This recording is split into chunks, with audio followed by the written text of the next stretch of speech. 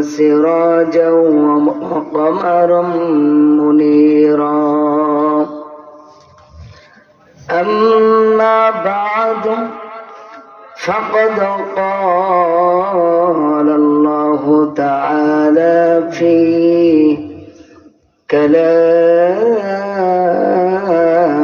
المجيد وفي فرقانه الحميد আমার সাথে সকলে জবান খুলে বলি أعوذ بالله من الشيطان الرجيم بسم الله الرحمن الرحيم ألف لام را كتاب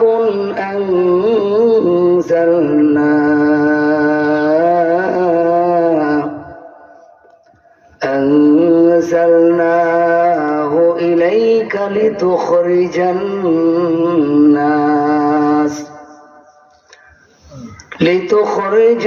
الناس من الظلمات إلى النور الله أكبر صدقت يا رب العالمين وقال النبي صلى الله عليه وسلم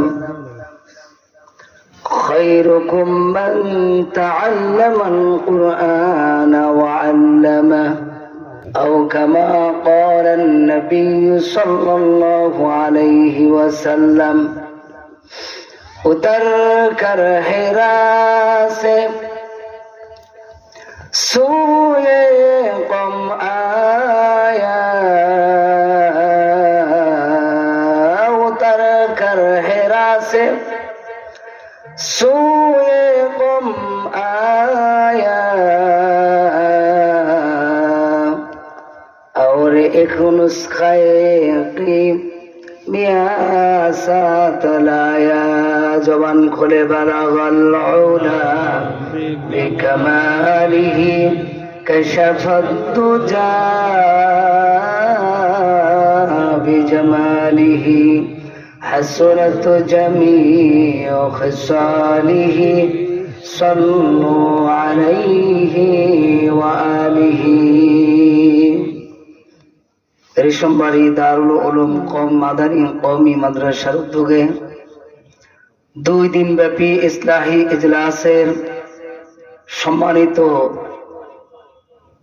নায়েবে নবী পীরে কামেল আল্লামা হাফিজউদ্দিন সাহেব দামাত বারকাতুহুম বারাকাল্লাহু ফি হায়াতিহি ওয়া আমালিহি ওয়া ইলমিহি সকলে বলে আমিন অসংখ্য মোবারকবাদ অত্র ইজলাসের আয়োজক বৃন্দদের মধ্যে নায়েবে নবী হযরতুল আল্লাম মুফতি দিলওয়ার হোসেন সাহেব দামাত বারকাতুহুম মুফতি সালাউদ্দিন সাহেব দামাত বারকাতুহুম আরো অন্যান্য উলামায়ে কেরাম উপস্থিত আমার সামনে সম্মানিত তৌহিদি জনতা পর্দার আড়ালে মাস্তুরাত মা ও বোনেরা সর্বপ্রথম সেই মহান রব্বে কারিমের দরবারে দিল থেকে ভক্তি ভরে হৃদয়ের সবটুকু ভালোবাসা উজাড় করে দিয়ে শুকরিয়া আদায় করব যিনি আজকে আমাদের এই মোবারকপূর্ণ ইজলাসে 2 দিন ব্যাপী ইসলাহি ইজলাসের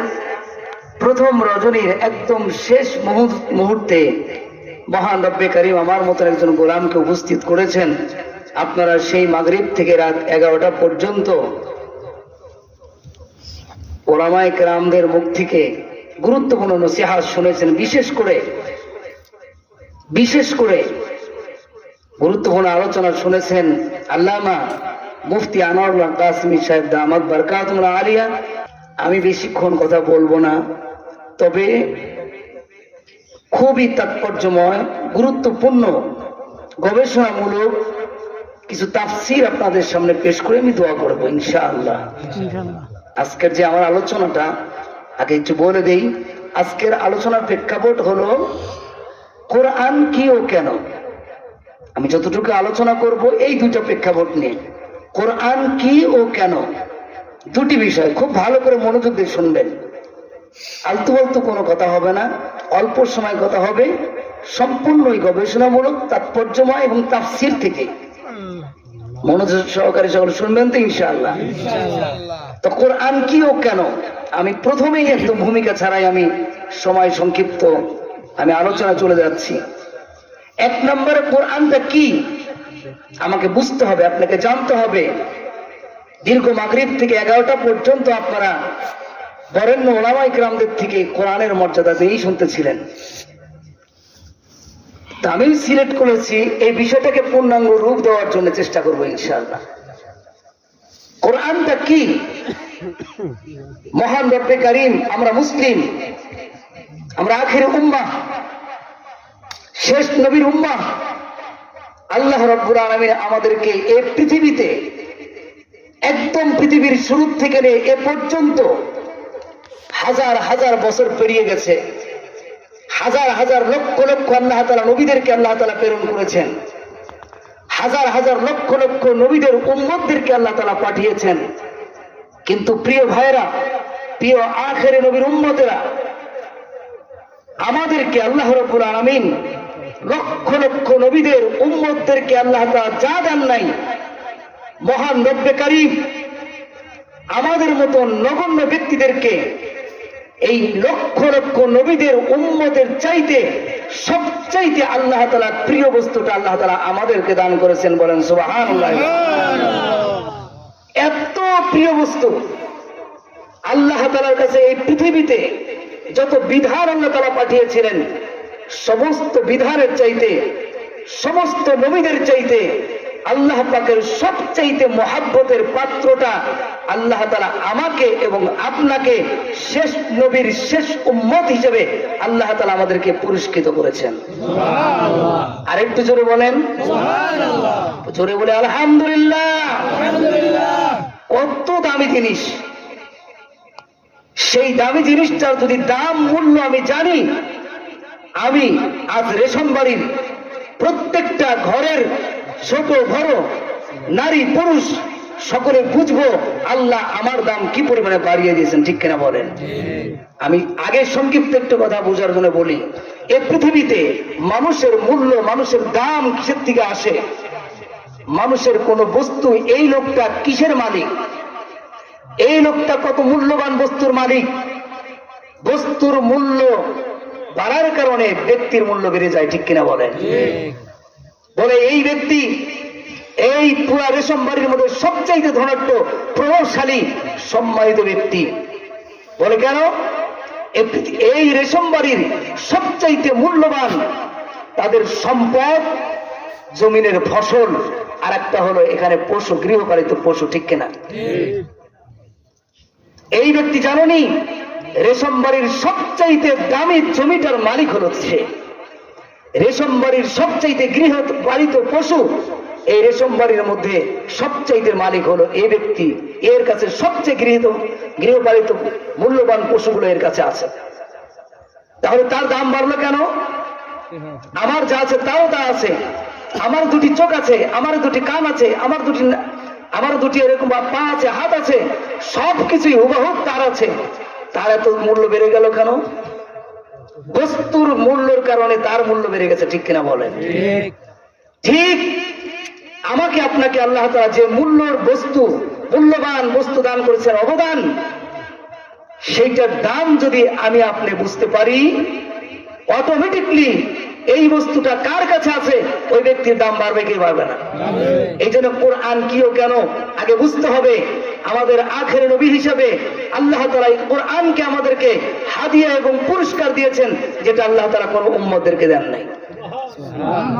সুতরাং এই বস্তু আমরা গোটা জাতি মুসলিমের কাছে আছে না নাই? সকলের কাছে আছে না নাই? সুতরাং কোরআনের মূল্য যদি আমি বুঝতে পারি, আমি রেশম বাড়ির একজন নগণ্য গরিব ভাঙা ঘরের একজন মালিক হতে পারি, কিন্তু আমার কাছে পৃথিবীর চাইতে আরশে আজিমের চাইতেও সম্মানিত বস্তু কোরআন আছে, বস্তু আছে। সুতরাং যেরকম আরশে আজিমের চাইতেও মূল্য এই কোরআনের, এই কোরআন আমার কাছে আছে। সুতরাং আমি যদি কোরআনকে যদি বুঝতে পারি, কোরআন অনুযায়ী জীবন করতে পারি, আমার সম্মানকেও আরশে আজিমের চাইতে আল্লাহ বাড়িয়ে দিবেন। ঠিক কিনা বলেন? এই জন্য কোরআন কিও কেন বুঝতে হবে। প্রথম প্রশ্নটা আগে কোরআন থেকেই দিয়ে দিই। কোরআন কি প্রশ্ন করি আমরা? যদি কোরআনকে প্রশ্ন করি, কোরআন তুমি কি, কোরআন প্রথমেই জানিয়ে দিবেন আলিফ লাম রা কিতাবুন আনজালনাহু। কোরআন বলে দিচ্ছেন আমি কি জানোনি? পৃথিবীর কোন মানুষের, লেখকের কোন বই নাই, কোন পুস্তক না। পৃথিবীর কোন ব্যক্তির, পৃথিবীর কোন লেখকের এরকম ভাবে পুস্তকগুলোকে কখনো কিতাব বলা হয় না। যেহেতু আমি আসমান তৈরি যিনি করেছেন সেই মালিকের জবান কুদরতি জবানের একটি ভাষা, আল্লাহু আকবার বলেন। আমি যেহেতু আসমান যিনি তৈরি করেছেন ওই মালিকের কুদরতি জবানের ভাষা হলো আমি কোরআন। জমিন যিনি তৈরি করেছেন এই জমিনের স্রষ্টার কুদরতি জবানের ভাষা আমি।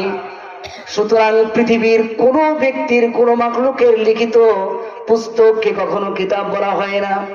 যেহেতু আরশে আজিমের চাইতে মূল্যবান, কারণ আরশে আজিমও তো তৈরি করেছেন রব্বে কারিম। তিনার জাত, তিনার জবান, কুদরতি জবানের ভাষাটাই হলো কোরআন। তাহলে ও মুসলমান বলতে চাই যে কোরআনের মর্যাদা শুধুমাত্র আসমান নয়, জমিন নয়, 7 জমিন 7 আসমান নয়, বরং কোরআন 7 জমিন 7 আসমান পেরিয়ে আরশে আজিম, লৌহ কলম যা কিছু আছে না, সব কিছুর চাইতে, সব চাইতে মূল্যবান এবং সম্মানিত হলো এই কোরআন। সুবহানাল্লাহ। সুতরাং আমার নাম হলো কিতাব। আমার নাম কি? আমি কিতাব। আমি কি? আমি কিতাব। এইটা হলো কোরআন কি।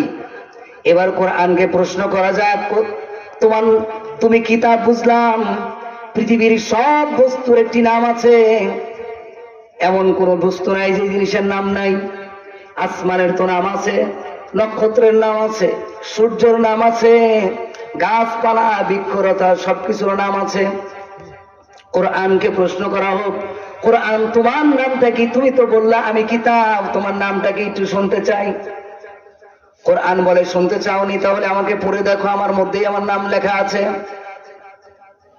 এই কোরআন উত্তর দিচ্ছেন সূরাতুল ওয়াকিয়ার মধ্যে। কোরআন উত্তর দিচ্ছেন আমার নামটা কি, শুনে রাখো, ইন্নাহু লাকুরআনুন কারীম। সুবহানাল্লাহ।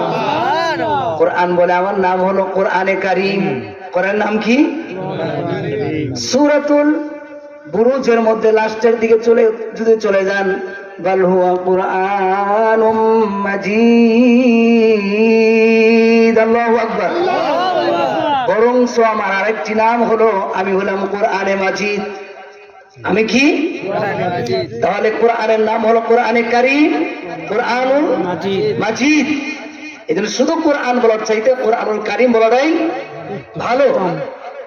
যেহেতু কোরআন নিজেই বলছে আমার নাম এটা, সংক্ষিপ্ত আকারে টেনে নিচ্ছে, হচ্ছে লম্বা চড়া, একদম অনেক লম্বা চড়া কাহিনী। বুঝলাম তোমার নাম, চিনলাম। কোরআনকে প্রশ্ন করেন মর্যাদা বোঝার জন্য, কোরআন কি একটু ভালো করে বুঝবেন।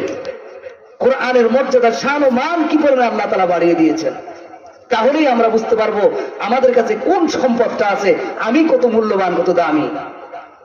কোরআনকে প্রশ্ন করেন, কোরআন তোমার বাড়ি কোথায়? বুঝলাম প্রথমে আমরা একজনকে জিজ্ঞাসা করলে, ভাই তোমার নামটা কি? নাম বলে দিল, আমার নাম আব্দুল করিম। আব্দুল জব্বার বলে দিল। এবার প্রশ্ন করে দিত, ভাই তোমার বাড়িটা কোথায়? কোরআনকে জিজ্ঞাসা করেন, কোরআন তোমার বাড়ি কোথায়? কোরআন বলে আমার বাড়ি কোথায় তা যদি জানতে চাও, তাহলে আমার কোরআন সূরাতুল বুরুজ, আমার মধ্যে একটি সূরা আছে, এই সূরার একদম লাস্ট আয়াতের দিকে চলে যাও, আমার বাড়ি খুঁজে পাবে। সুবহানাল্লাহ। ফি লাওহিম মাহফুজ। আল্লাহু আকবার বলেন। আমার বাড়ি কোথায় জানোনি? একটু আগে মুফতি সালাউদ্দিন সাহেব দামাত বারকাতুম বলেছেন, মানুষ তৈরি করার আগে, পৃথিবী তৈরি করার আগে সব কিছু আল্লাহ তাআলা কোথায় রেখেছেন? লিখেছেন কোথায়? উনি বলেছেন সবকিছু সেখানে লেখা আছে। আমার আপনার বিপদ আপদ, আজকে হঠাৎ করে গৃহে পালিত পশুর ঘাস কাটার জন্য চলে গেছেন, হঠাৎ করে কাঁচিতে ঘাসে লাগিয়ে দিয়েছেন, ছিটকে এসে পায়ে লেগেছে, হাতে লেগে হাত কেটে গেছে, রক্ত বের হয়েছেন। এই বিপদটাও আল্লাহ তাআলা পৃথিবী তৈরি করার আগে লৌহে মাহফুজের মধ্যে রেখেছেন। সুবহানাল্লাহ। আজকে খানা খাইতে গেছেন, খানা খাইতে গিয়ে, খাবার খেতে গিয়ে মাছের কাঁটাটা গলাতে বিচ্ছেন, সেটাও কিন্তু আমরা জানি কি জানি না, হঠাৎ করে বিদে যায়। এটাও আল্লাহ তাআলা পৃথিবী তৈরি করার আগে আল্লাহ তাআলা লৌহে মাহফুজে রেখে দিয়েছেন। এই জন্য প্রিয় বস্তু বন্ধুগণ আমার, এই কোরআনের বাড়ি লৌহে মাহফুজে। কোরআনকে যদি এখন দ্বিতীয় প্রশ্ন করেন, কোরআন সেখান থেকে তুমি কেমনে আসলে? কোরআন এবার লৌহে মাহফুজ সম্পর্কে আরো কিছু আমাদের যদি জানার থাকে, ও বন্ধু, লম্বা চড়া ইতিহাস, লৌহে মাহফুজটাকে একটু বোঝাতে দরকার আছে।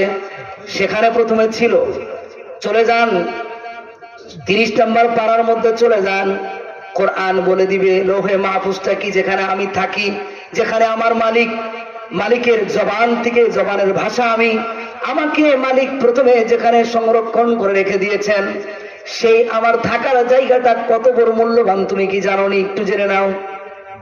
আল্লাহ রাব্বুল আলামিন বলতেছে, ফি সুহুফিম মুকাররামা মারফুআতিম মুতাখারা। কোরআন বলে ফি সুহুফিম মুকাররামাতিম মারফুআতিম মুতাখারা। লৌহে মাহফুজটা কি তুমি যদি জানতে চাও, ফি সুহুফিম মুকাররামা, সুহুফ মানে একটি বোর্ড, সুহুফ মানে কি? বিশাল বড় একটি বোর্ড, যে বোর্ডের মধ্যে বিভিন্ন জিনিস লেখা থাকে, সেটা ফি সুহুফিম মুকাররামা, সাধারণ কোনো জিনিস নয়। মালিক বলেন, কোরআন বলেন, সম্মানিত একটা বিশাল বড় বোর্ড, যার দৃষ্টি এক দিক থেকে আর এক দিক পর্যন্ত মানুষের দৃষ্টি ফুরাবে, কিন্তু বোর্ডের এরিয়া কত বড় কখনো ফুরাইতে পারবে না। এত বিশাল বোর্ড, সম্মানিত, শুধু সম্মানিত না, ফি সুহুফিম মুকাররামাতিম মারফুআ, সুউচ্চ সম্মান। এই আমার বাড়িটা একটু জানো, দেখো আমি কোথায় ছিলাম? ফি সুহুফিম মুকাররামাতিম মারফুআতিম মুতাহহারা, পবিত্র সুউচ্চ সম্মানিত বোর্ডের মধ্যে মহান রব্বে কারীম কুদরতি ভাষা, আমি কোরআনকে আল্লাহ তাআলা সেখানে লিখে রেখেছিলেন। এটা ছিল কোরআনের বাড়ি। এবার আরো গবেষণামূলক প্রশ্ন আসে আমাদের মধ্যে থেকে, ঠিক আছে, এত সম্মানিত জায়গা থেকে কেমনে আসলে, কিভাবে আসলে? কোরআন প্রশ্ন করলে কোরআন উত্তর দিয়ে দেন। আমাকে আল্লাহ রাব্বুল আলামিন এমনি আনেন নাই আমাকে রিসিভ করার জন্য, সবচাইতে শ্রেষ্ঠ মাখলুককে নির্বাচন করা হয়েছে।